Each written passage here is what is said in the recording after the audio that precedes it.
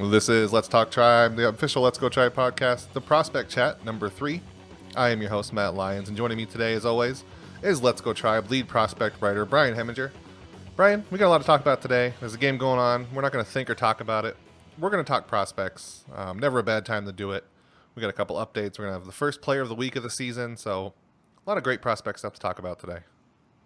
Oh, yeah, there's a lot going on in the Tribe system. The minor leagues started 1 week ago exactly today.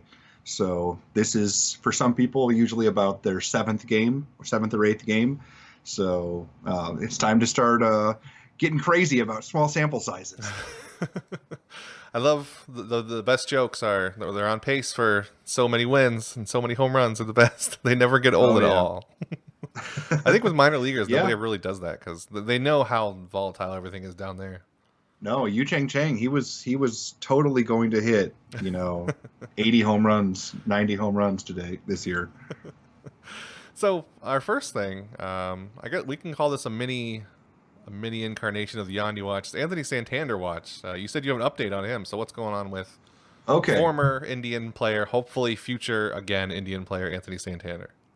This is actually kind of a mildly distressing and there's news on both sides for people that are freaking out about him not coming back, and then the people that really want him to come back. There was a report about 5 days ago that said Baltimore is going to try their best to keep Santander. So I'm definitely nervous about that. But you got to remember, he's on the 10-day disabled list, not the 60-day. And then the new report came out that he started swinging program again. So he's back in getting ready to start doing some rehab assignments.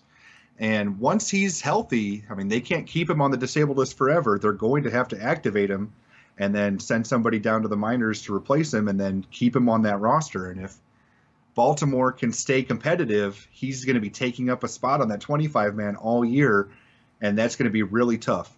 Another really interesting update, Baltimore sent back their other Rule 5 already. So and that guy went straight to Double A. And so that's the first time Baltimore has actually given back a Rule 5 in a long time.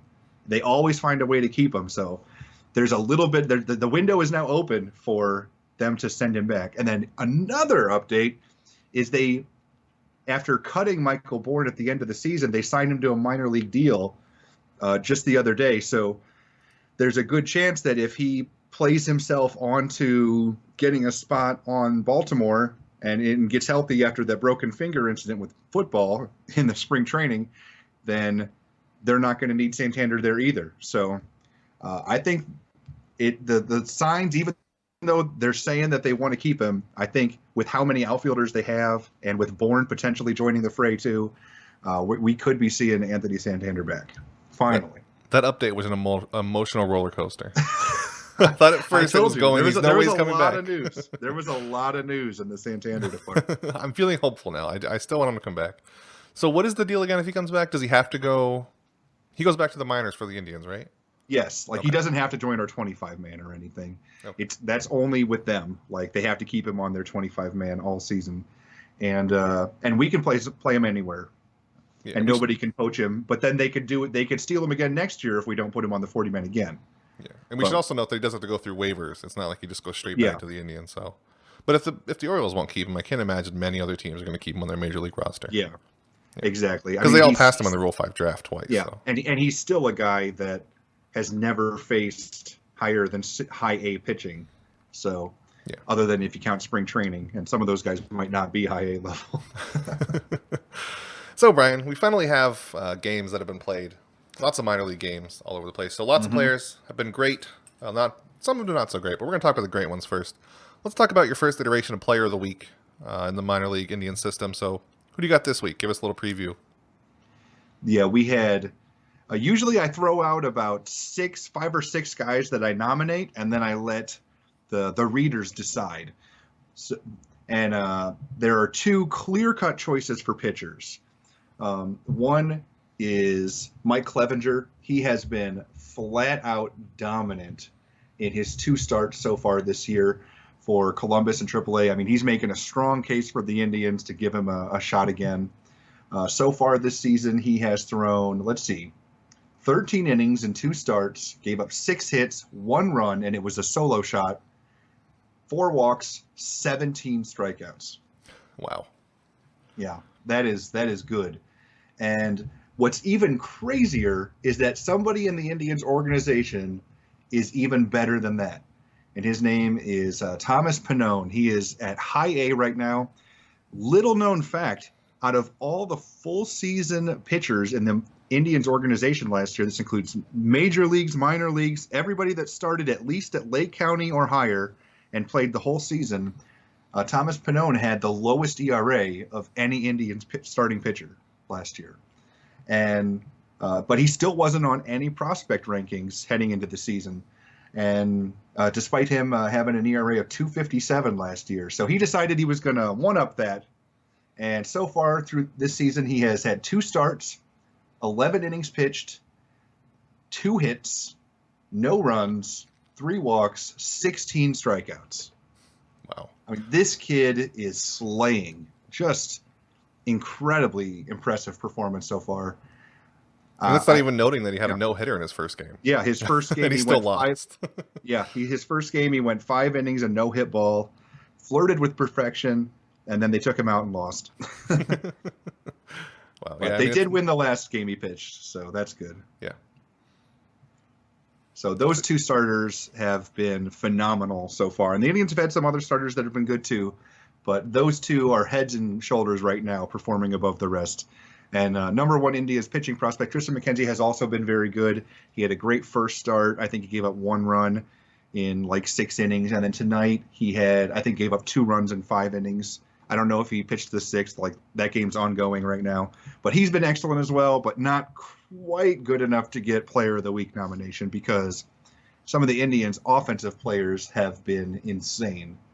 Yeah, Tristan McKenzie he's going to have a lot more chances to get Player of the Week. He's going to get, with a full season under his belt, I would not be shocked to see him get at least 5 nominations this year for a full season. Yeah. So this seems like a good place to get in our first question. Just to ask in the comments from Ron Ingerer. He wants to know, I guess you basically already answered this. Clevenger looking ready to come up? ? Yeah, he does. And, I mean, the problem right now is the Indians have 5 healthy pitchers. The interesting thing is one of those pitchers was worked a ton last year in Josh Tomlin, and he has not looked so sharp this season. He's going to have a long leash because, I mean, he's a veteran. He has good control, and Francona loves him. But, I mean, if Tomlin really starts struggling, the front office might force Francona's hand here, and Clevenger could get a call-up. Or maybe they could do one of those sneaky things where they send Tomlin to the disabled list for a couple weeks just to let him work out some things. But right now, Clevenger, I mean, he has nothing left to prove at AAA. He was dominant last year at AAA. Obviously, he struggled a little bit on the big league club, but, I mean, he looks ready to go. I mean, he is absolutely destroying opposing batters right now. So you don't have to spoil all of them, but do you want to drop us one position player that you're going to have tomorrow? I'll drop 2 because there's going to be 4. One is Yu Chang, the shortstop prospect. I mean, he opened the season by hitting a home run in his first 3 games. That's pretty impressive. So far on the year, he's batting .273. I mean, he's not like just scorching everything, but batting .273 with 2 doubles, 3 home runs, and a triple in his first 8 games. That's pretty good. And the other one, I think this is going to be a shock to absolutely no one. Francisco Mejia. I mean, this kid is unbelievable. And he started the season. He has another double today. He has 6 doubles already in his to start the season. And he is batting over about .450. So wow. Pretty good. He's pretty good. I got to say, he's batting a little bit better than Yan Gomes right now. Just a tiny bit. I mean, maybe against worse pitching, just but barely. Yeah. When you even those out, I still think he probably comes out. He back. still hit grand slams in spring training. So I mean, yeah. I mean, I would not be shocked if he's taking their jobs next year. I really wouldn't. Oh yeah, I don't think next year's too early. This year's too early still, but not next year. This year's too early. I mean, unless they are desperate. But man, he looks good. He looks so good. So our first question actually coming from Twitter, from at JPF Tribe. He wants to know any insight into Mejia's game calling. Are they calling pitches in his Are they calling pitches in the dugout? Does he get latitude to call games? I don't know on if he gets to call them, but if he is calling them, he has not been doing a great job so far. Now, defensively, Mejia has been amazing. 2 base runners have tried to steal on him. He gunned them both down, so he's got a 100% caught stealing rate. He picked off a base runner at first base already. But in terms of how the pitchers have been performing, not so hot. So far, I think only 2 starts for Akron have been decent, and everybody else has had some pretty rough nights. And as of right now, the Akron starting rotation has the lowest strikeout rate of any team in Double-A. And that's despite having a pretty good roster of pitchers. I mean, that team is sporting Michael Peoples, a really underrated right-hander. Rob Kaminsky, one of our better pitchers in the minors. Julian Merriweather, who has rated as our best fastball in all of the Indians minor league system. Nick Pasquale did really well last year. And then Luis Lugo, a pretty solid prospect left-hander that has stepped up a little bit. And they have not had a great first run through the rotation. So I don't know if you can blame Mejia or not for all of that, but so far as I know, at least they're not performing at least up to the level they're capable of. So still on Mejia, at Demos the Ness _Clee, he wants to know any word on his pitch framing. Have you heard about how good he is at that? I know the 2 we have in the majors now, Yan Gomes and Roberto Perez, they're both known for being really good at pitch framing. So is Mejia coming in those same footsteps from what you've heard or seen? I don't know. I would think that's probably something that he needs to work on. I mean, he has a cannon for an arm, and he's decent at blocking the plate. But I haven't heard anything about pitch framing. And if his pitch framing was great, you would think they would get a couple more calls on called strikeouts and stuff. And right now they're not. So that's just something we got to learn a little bit more about, though, at the moment.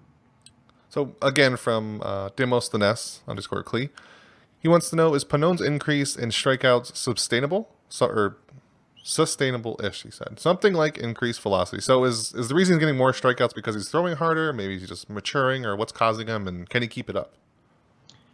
Yeah, I do think it's sustainable. I mean, this is a kid that was more of a two-way player in high school, in college, and then he kind of just started focusing on pitching as the Indians drafted him.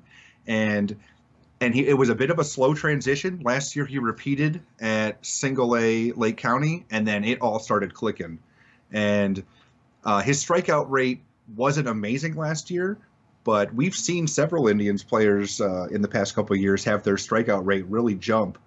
And I would not be shocked that, I mean, Panone is a lefty, which is always tough, and his velocity is increasing a little bit. It's increased every year that he's been in the system. And he has some decent off-speed pitches that can complement his fastball. And if he's locating well, I mean, he's going to get a lot of swings and misses. And so far, if you're throwing spring training, he has been getting consistent more than 1 strikeout per inning pitched since I would say the past 2 months.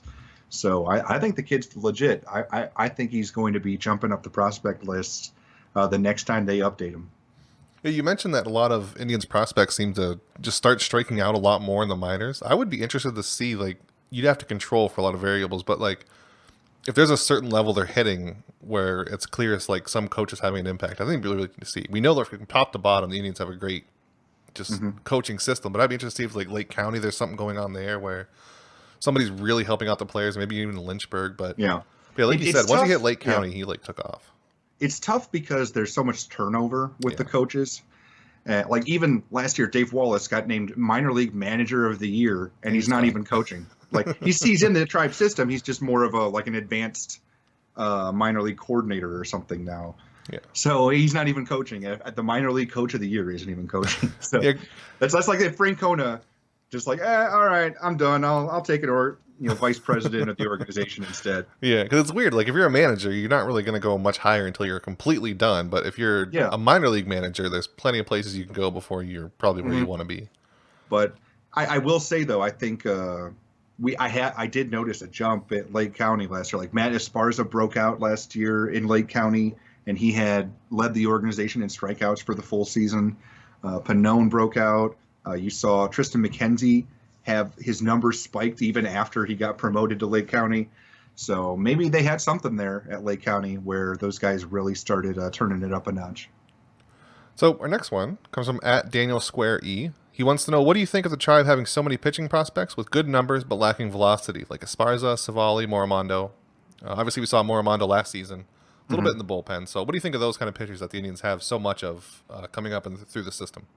Well, I wouldn't throw in Savali in there. I mean, he's a guy that was a former back-end bullpen dude, and so he throws mid to upper 90s, but they do have a lot of lower velocity guys, like you mentioned. Morimondo, he can hit low 90s, but like Merritt definitely. Bieber doesn't really blow the radar gun away. And then you throw in a bunch of the college arms from last season, like Tanner Tolley, Ben Croft. Those guys are a bit more soft tossing, but it seems like the Indians have really had a focus on, like, they go for either the super advanced high school prep prospect, or they go for an established college arm that they can rocket through the system. Like, I think that the prep arms, those are the ones that they want to focus on turning into aces, and then the other guys they want to use as org fillers and then potential back-end rotation helpers, like Ryan Merritt, like Morimondo, like Plutko. So it's a nice mix. I don't mind that they have some of the guys that are more want to strike, just beat you with command, because you need those type of players in your system, those guys that can teach the young prep guys how to pitch. They don't just have to rely on their velocity or their stuff. So I think that they have a really good mix. It's because they do have a lot of soft tossing guys, but they have a lot of hard throwing guys too. Merriweather can hit like upper 90s. I think McKenzie, by the time he's done, he'll be in the upper 90s. Brady Aiken will be mid 90s. Clevenger, mid 90s. Yeah, Clevenger's already mid to upper 90s. So I mean, Cody Anderson was in the upper 90s. So they've got plenty of guys that can hit upper 90s as starters, and I think I just think it's a good balance, and that's what you want. I mean, if you had all guys that just threw gas, then they wouldn't really have anything to learn, like, because they'd have to take everything from the coaches instead of seeing some of these other guys go out there and perform without having that same amount of stuff. It does seem like lately it's the soft tossing guys that are making it, like breaking through, like Merritt, and I guess he doesn't break them through, but Morimondo. So you don't feel like they're targeting those kind of pitchers. It's just a byproduct of the type of arms they are targeting happen to be soft tossers a lot of the time. Yeah, I mean, 2 seasons ago they went after the hard throwing prep guys with McKenzie and Aiken and Hillman, and then last year, and Jonas Wyatt that season too. He's coming off of Tommy John surgery now, and then last year it was a lot of the college arms. Last year was all college arms, I think. Krauth, Tully, Bieber, Cavell, and I'm missing somebody, but yeah, it was.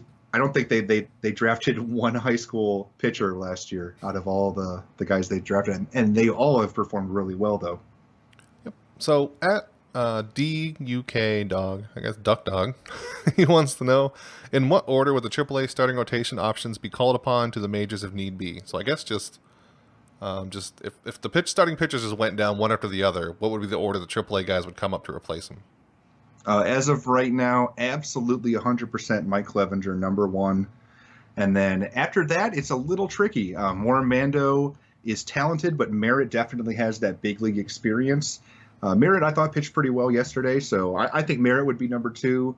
And then it would be kind of a toss-up between Plutko and Morimondo. So they're basically 4 guys right now. And right now, I think the 5th guy in the Columbus rotation is a 35-year-old journeyman that's kind of just taking a spot and waiting for somebody at Double-A to get called up.